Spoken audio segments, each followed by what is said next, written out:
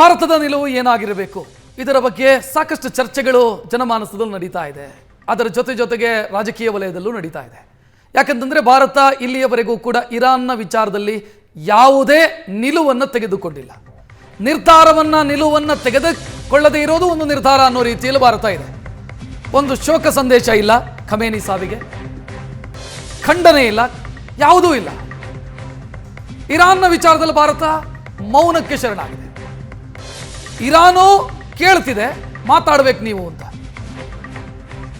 But Bharat ಈ ವಿಚಾರದಲ್ಲಿ ಮೌನಕ್ಕೆ ಶರಣಾಗಿರೋದು ಸಾಕಷ್ಟು ಚರ್ಚೆ ಕಾರಣ. ಯಾಕೆ ಭಾರತ ಈ ಹಂತದಲ್ಲಿ ಮೌನಕ್ಕೆ ಶರಣಾಗೋದೇ ಉತ್ತಮ ನಿರ್ಧಾರನ ಅಥವಾ ಸ್ಟ್ಯಾಂಡ್ ತೆಗೆದುಕೊಳ್ಬೇಕಿತ್ತ ಭಾರತ? ಬಹಳ ದೊಡ್ಡ ಚರ್ಚೆಯ ವಿಚಾರ. ನಾನು ಇದಕ್ಕೆ ಪ್ರಭಾಕರ್ ಅವರಿಂದ ಶುರು ಮಾಡ್ತೀನಿ. ಪ್ರಭಾಕರ್ ಅವರೇ, ನಿರ್ಧಾರ ತೆಗೆದುಕೊಳ್ಳದೆ ಇರೋದು ಕೂಡ ಒಂದು ನಿರ್ಧಾರ ಅಂತ ಹೇಳ್ತಾರೆ. ಯಾವ ಸ್ಟ್ಯಾಂಡು ತೆಗೆದುಕೊಂಡಿಲ್ಲ ಭಾರತ. ಕರೆಕ್ಟಾ ಇದು ಈ ಹಂತದಲ್ಲಿ? ನೋಡಿ, ಇಲ್ಲಿ ಪದಪ್ರಯೋಗ ಜಾಸ್ತಿ ನಡೀತಾ ಇದೆ. ನಿರ್ಧಾರ ತೆಗೆದುಕೊಳ್ಳದೆ ಇರೋದು ಒಂದು ನಿರ್ಧಾರ ತೆಗೆದುಕೊಳ್ಬಾರ್ದು ಅಂತ ಏನಾರೋ ಒಂದು ಮೀಟಿಂಗ್ ಮಾಡಿಲ್ಲ. ಬಟ್ ಇಲ್ಲಿ ತನಕ ಒಂದು ಹಾಗಾಗಿ ಖಂಡನೆಯೂ ಇಲ್ಲ, ಶೋಕ ಮೆಸೇಜು ಇಲ್ಲ ಇರಾನ್ನ ವಿಚಾರದಲ್ಲಿ. ನೋಡಿ, ಈ ನಮಗೆ ಅತಿಯಾಗಿ ಚೆನ್ನಾಗಿ ತಿಳ್ಕೊಂಡಿರ್ತಕ್ಕಂಥ ಒಂದು ಮಹಾ ನೈಜತೆ ಏನು ಅಂತ ಅಂದರೆ, ಈ ಯುದ್ಧ ಏಕೆ ಮತ್ತೆ ಹೇಗೆ ನಡೀತಾ ಇದೆ ಅನ್ನೋದು. ಅಮೇರಿಕ ಹೆಚ್ಚು ಪ್ರೊವೊಕೇಶನ್ನು ಮತ್ತು ಸಪೋರ್ಟು ಮಾಡ್ತಾ ಇದ್ರು ಕೂಡ ಮಿಲಿಟರಿಲಿ ಆಲ್ಸೋ. ಇದಕ್ಕೆ ಕಾರಣ ಏನು? ಇಸ್ರೇಲಿನ ಲಾಬಿ ಅಮೇರಿಕಾದಲ್ಲಿ ಬಹಳ ಗಟ್ಟಿಯಾಗಿ ಕೆಲಸ ಮಾಡ್ತಾ ಇದೆ. ಅಲ್ಲಿ ಕಾಂಗ್ರೆಸ್ಸಿನ ಮೆಂಬರ್ ಲೆವೆಲ್ ಅಲ್ಲಿ ಕೂಡ ಚೆನ್ನಾಗಿ ತುಂಬಾ ಮಾಡಿದೆ. ಹಾಗಾಗಿ ಇಸ್ರೇಲು ಏನು ಇಂಥದ್ದು ಬೇಕು ಅಂತ ತಿಳಿಸಿದಾಗ ಅಮೆರಿಕಾದಲ್ಲಿ ಪೊಲಿಟಿಕಲ್ ಲಾಬಿ ಅದನ್ನ ಅಚೀವ್ ಮಾಡುತ್ತೆ. ಪ್ರೆಸಿಡೆಂಟ್ಗೂ ಇದು ಚೆನ್ನಾಗಿ ಗೊತ್ತಿರೋದ್ರಿಂದ US ಪ್ರೆಸಿಡೆಂಟ್ ಅದನ್ನು ಸಪೋರ್ಟ್ ಮಾಡೋದು ಸಹಜ. ಹಾಗಾಗಿ ಇಲ್ಲಿ ಇಸ್ರೇಲು ಮತ್ತೆ ಅಮೆರಿಕದ್ದು ನಾವು ವಿಮರ್ಶೆ ಮಾಡಬೇಕಾಗಿರೋದು ಏನು ಅಂದರೆ, ಅಮೆರಿಕಾದಿಂದ CIA, ಇಸ್ರೇಲಿಂದ ಮೊಸಾದು ಯಾವ ಮಟ್ಟಕ್ಕೆ ಇರಾನ್ನಲ್ಲಿ ಕೆಳಗಡೆ ತನಕ ಇಳಿದು ಎಲೆಕ್ಟ್ರಾನಿಕ್ ಮೀಡಿಯಾನ ಹ್ಯಾಕ್ ಮಾಡಿದ್ದಾರೆ. ಪ್ರೆಸಿಡೆಂಟ್ ಇದು ಖೊಮೇನಿಯ ವಿಲ್ಲಾ ಒಳಗಡೆನೆ ಹೇಗೆ ಕ್ಯಾಮ್ರಾಗಳನ್ನು ಇಟ್ಟು ಅವರು ಇನ್ಫಾರ್ಮೇಶನ್ ಇಂಟೆಲಿಜೆನ್ಸ್ ಏಜೆನ್ಸಿಯ ಪೆನಿಟ್ರೇಷನ್ ಲೆವೆಲ್ ಇದೆಯಲ್ಲ, ಅದು ಬಹುಶಃ ಇಲ್ಲಿವರೆಗೆ ನೋಡಿಲ್ಲ. ಇದು ನೋಡಕ್ಕೆ ಸಿಗ್ತಾ ಇದೆ. ಪ್ರತಿಯೊಂದು ಈವನ್ ಜನರ ಮೂವ್ಮೆಂಟು, ಟ್ರಾಫಿಕ್ ಮೂವ್ಮೆಂಟು, ಸರಿಗ ಆಮೇಲೆ ಲೀಡರ್ಶಿಪ್ಪಿನ ಮಾತುಕತೆಗೆ ಭಾರತದ ಈ ಹಂತದ ನಿಲುವು ಚೆನ್ನಾಗಿ. ಹಾಗಾಗಿ ಸರ್, ಭಾರತದ ಈ ಹಂತದಲ್ಲಿ ಈ ನಿಲುವು ಸರಿಯಾದಂತ ನಿಲುವು ಅಂತ ಭಾವಿಸ್ತೀರಾ ತಾವು? ಸ್ವಲ್ಪ ದಿನಕ್ಕೆ ಸರಿ ಅಂತ ಅನ್ಕೊಳ್ತೇನೆ. ಇದು ಇದೇ ರೀತಿ ಪರ್ಮನೆಂಟ್ ಆಗಿ ಇಂಡಿಯಾ ಪೊಸಿಷನ್ ಅಲ್ಲ. ಯುದ್ಧ ನಾನು short term art of diplomacy ಅಂತ ತಗೊಂಡ್ರೆ ಅಥವಾ extension of art of diplomacy ಅಂತ ತಗೊಂಡ್ರೆ, ಇದು ಪ್ರದೇಶದಲ್ಲಿ ಇರೋದು ಪ್ರಭಾವ ಹೆಚ್ಚಿದೆ. ಇದು 4 ದಿನ ಕಾದು ನಾವು ಮತ್ತೆ ವಿಮರ್ಶೆ ಮಾಡೋದು ಅತಿ ಉತ್ತಮ ಮತ್ತು ಬುದ್ಧಿವಂತಿಕೆ. ಇದೇ ದಿನ ನಾವು ಕನ್ಕ್ಲೂಷನ್ ಬರೆಯೋದು ಬೇಡ.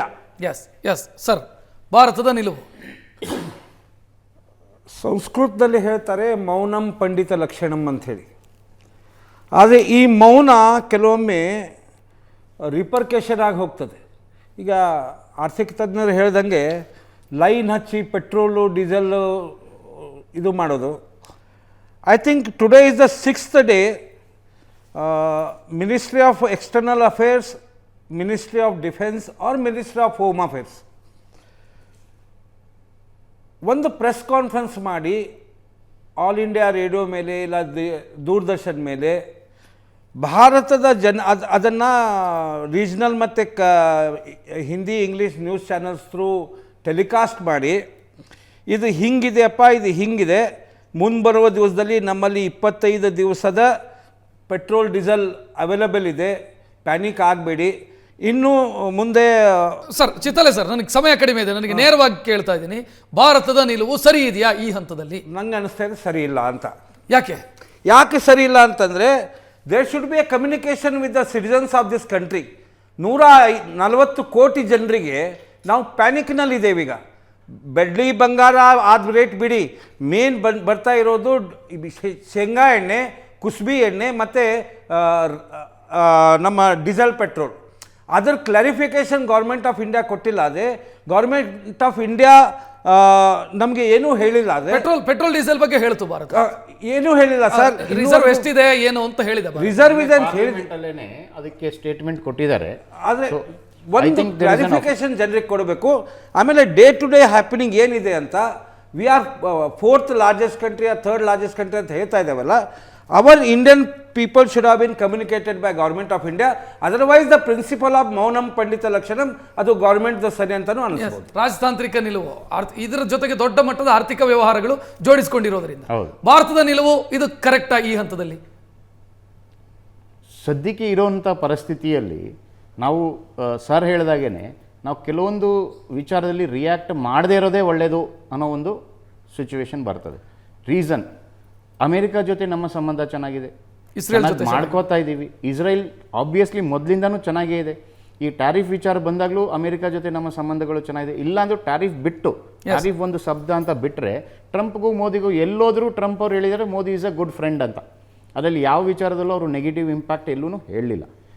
ಇಸ್ರೇಲ್ ಇಂಡಿಯಾ ತುಂಬ ಚೆನ್ನಾಗಿದೆ ಸಂಬಂಧ ಅಲ್ವಾ? ರಷ್ಯಾ ಇಂಡಿಯಾ ಸ್ಟ್ಯಾಂಡ್ ಚೆನ್ನಾಗಿದೆ. ಇರಾನ್ ಸಹ ಖಮೆನೈ ಅವರು ಇದ್ದಾಗ, ದೊಡ್ಡವರು ಇದ್ದಾಗಲೂ ಸಹ ಇರಾನ್ ಅವ್ರ ಜೊತೆಗೂ ಅವರು ಮಾತುಕತೆನೋ ಸಂಬಂಧದಲ್ಲಿ ಇದ್ದಿದೆ ಹೊರತು ನಾವು ದುಶ್ಮನ್ ರೀತಿಯಲ್ಲಿ ಇದೀವಿ ಅನ್ನೋ ವಿಚಾರ ಯಾವತ್ತೂ ತೋರಿಸಲಿಲ್ಲ.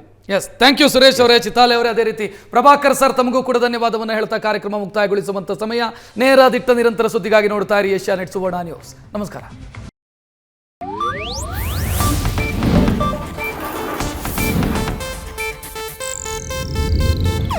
ಇದು ಏಷ್ಯಾನೆಟ್ ನ್ಯೂಸ್ ನೆಟ್ವರ್ಕ್ ಪ್ರಸ್ತುತಿ.